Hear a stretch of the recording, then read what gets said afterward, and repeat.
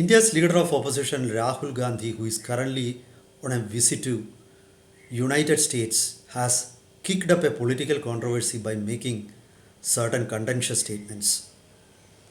The ruling BJP in India has lost no opportunity to launch an all-out attack against Rahul Gandhi following his controversial statements.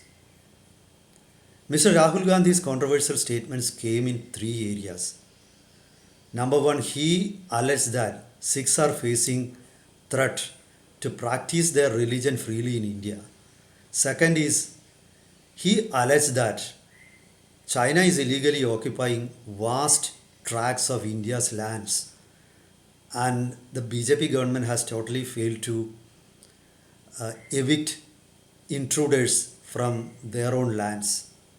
The third allegation of Mr. Rahul Gandhi came about the issue of job reservations in India.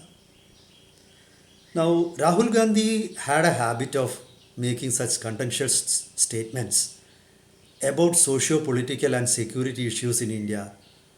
Whenever he went abroad, there is nothing new in it. He did that earlier also. But why did this time BJP took it up very seriously and launched an all-out attack against Rahul Gandhi? Earlier, the BJP used to dismiss Mr. Rahul Gandhi as a papu, that is, a non-entity. Now, recently, they have realized that there is a method in the madness of Mr. Rahul Gandhi. And they have also realized that there are many takers for Rahul Gandhi's arguments.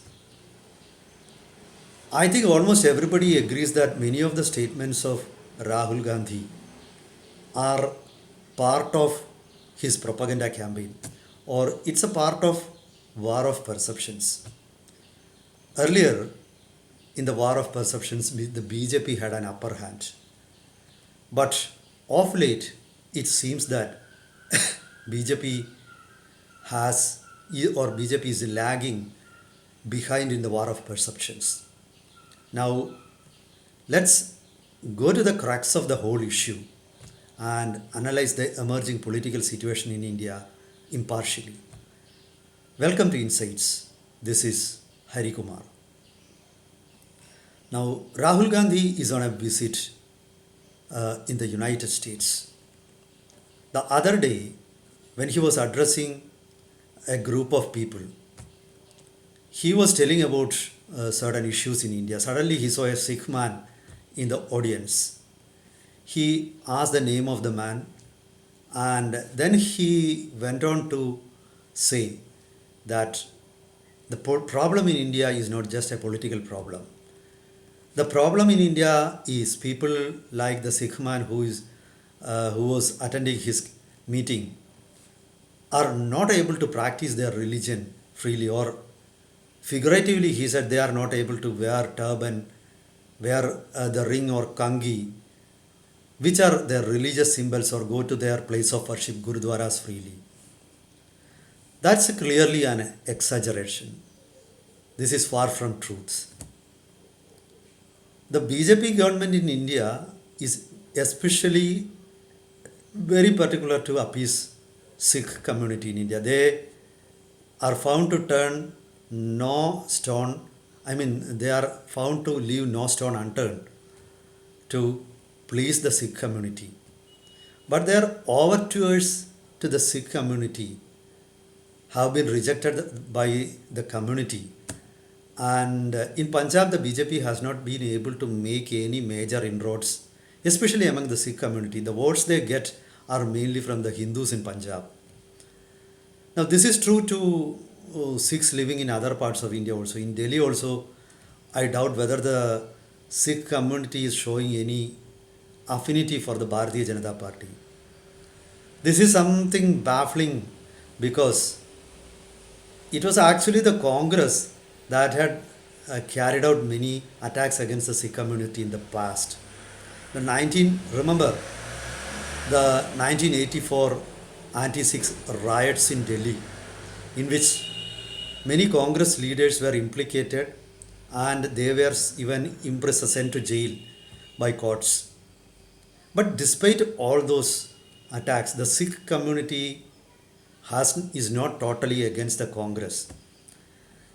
Of late, the Congress, the last time it was Congress which was ruling Punjab.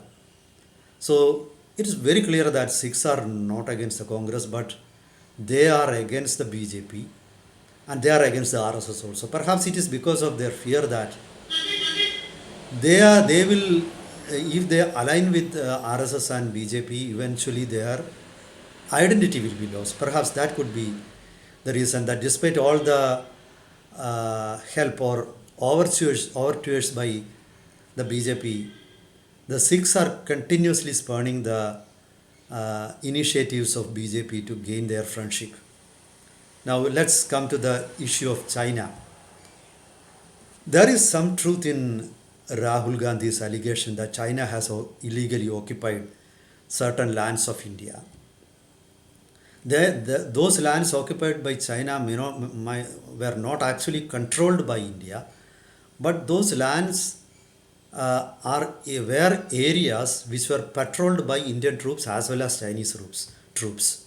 So one day, Chinese army put up tents in those areas and they refused to move away from those areas. Strictly speaking, those areas might not belong to India. That could be perhaps termed as a no man's land.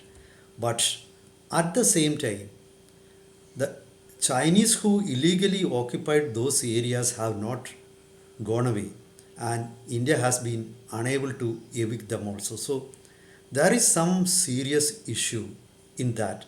It's for the Prime Minister and Government of India to clarify on those issues. What I said was perhaps could be rumors, perhaps could be speculations written in media or raised by media and the opposition Congress. But the Prime Minister needs to clarify on those issues. And now about reservations. It is in addressing a group, Mr. Rahul Gandhi said, the Congress will scrap reservations if the situation in India becomes fair at some point of time. But he quickly added that the situation in India is not fair. What is wrong with that? Every political party says that even Dr. Ambedkar, when he envisioned reservations, he didn't envision that for eternity.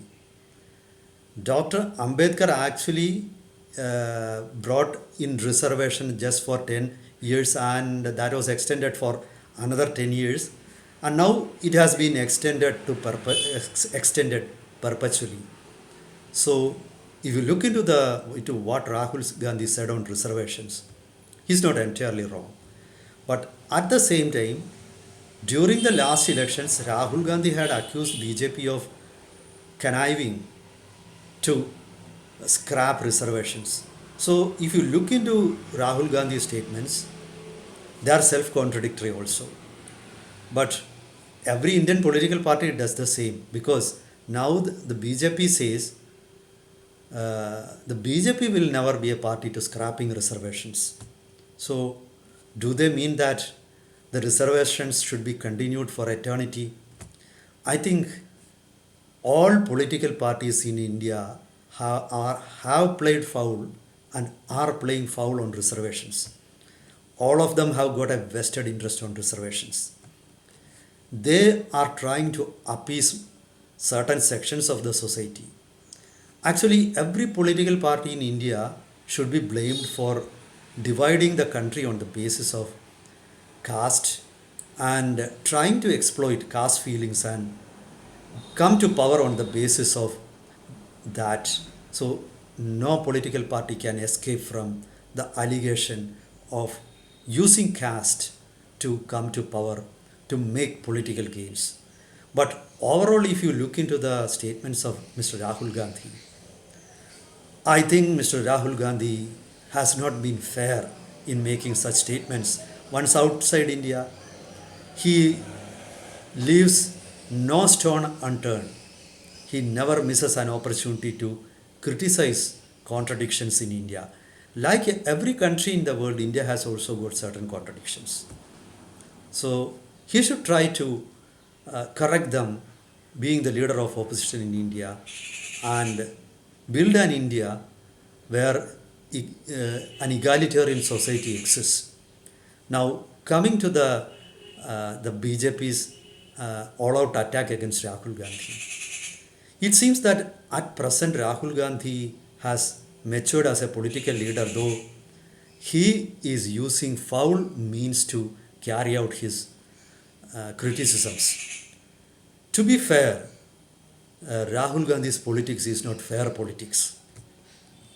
He uses every trick up his sleeve to attack the BJP, whether it causes division in the society, whether it creates controversies, whether it upsets the social equilibrium. It seems he is not bothered about that.